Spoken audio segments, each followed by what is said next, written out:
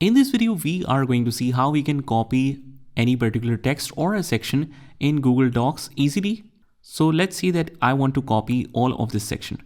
All I have to do is just right click on this, click on copy. We can also use the shortcut of Control-C, which I'm going to use in a few minutes, and right click here. Wherever you want to paste, you can paste it here. Now you need an external extension in order to enable the copy, cut and paste. So let's say if we copy it like this using Control-C, it will copy this and we paste it anywhere. You should be able to paste it even without installing that.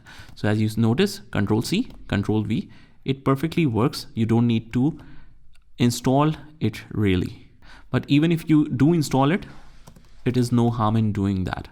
But like I said, if you use the paste this way, then it will show you this message. Otherwise, it works perfectly.